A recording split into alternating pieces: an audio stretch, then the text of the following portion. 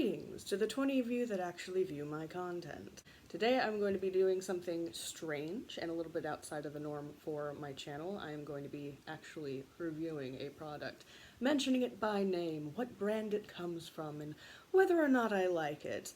I tend to stay away from these kinds of things because I feel that, hyping up makeup that is new or something like that tends to lead to overconsumption. At least that happens with me if I see a beauty guru or someone talking about things and they're just like, oh my god, this is literally the best, you need it in your life. I'm just like, but do I? Spoiler alert, I don't.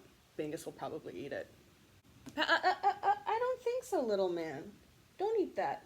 That's a very scathing book about a chiropractor that lived in my neighborhood when I was younger. Anyways, the product in question, which has since lost its plastic label, is the Sour Pink Punch lip mask or something. There's so many names, Kimchi, why? Candy Lips lip mask, and it is in the only option that they have, which is Pink Sour Punch.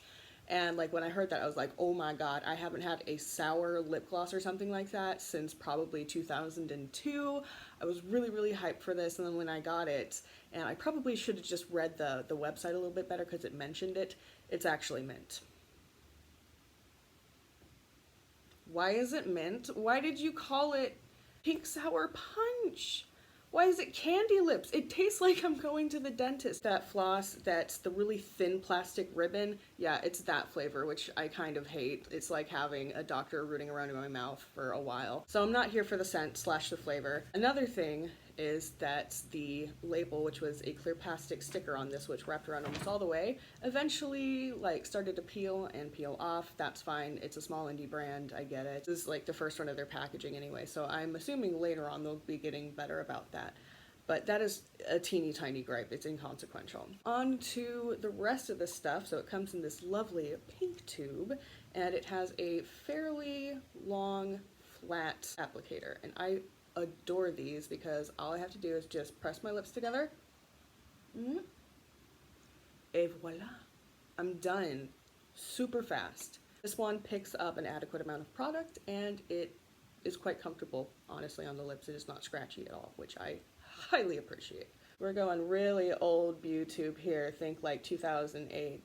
That's the only amount that I have left right down there at the bottom. I've already taken out the stopper and I'm scraping the sides with this. Even though I waffled on for a good solid minute about how fucking much I hate the catfishing that happened with the Pink Sour Punch and the mint, it's a freaking curveball. Even though I hate that aspect about this, the formula is very comfortable. I find it very easy to wear.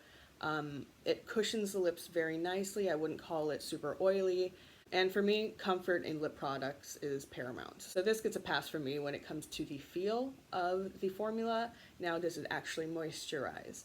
I would say yeah. It does a pretty good job of keeping my lips feeling a little bit more plump and everything than normal. Plus, if I have this in my pocket, I'm constantly applying it because I'm just like, yeah, bitch, lip gloss, fancy lip gloss. Oh yeah, lip gloss. Which is probably why it went down so damn fast. I'd say this is probably one of the better lip masks that I have tried. My number one has unfortunately been discontinued by the company that created it, so like boo on them. So I guess this has been elevated to number one favorite lip mask. Am I gonna go ahead and buy this once I finally scrape out the last little bits here? Probably not.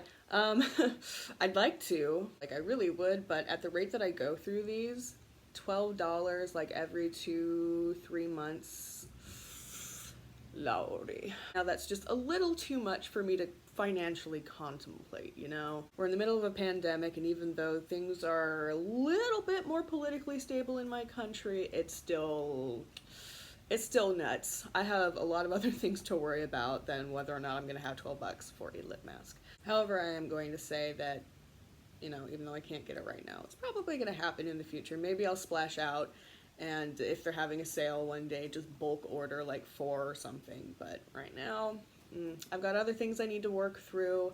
I'm trying not to buy as much cosmetics this year, which has been working pretty well so far. So yeah, this stuff, I like it. Way to go, Kimchi. This is a solid product. I would, however, change the flavoring or at least the name to be more in line with each other And I would start like maybe screen printing the name of these on these tubes instead of having a sticker, because those tend to peel off really fast, especially if this is jammed in my pocket like every day, all fucking day. Yeah. So with that, I'm not encouraging you to buy anything.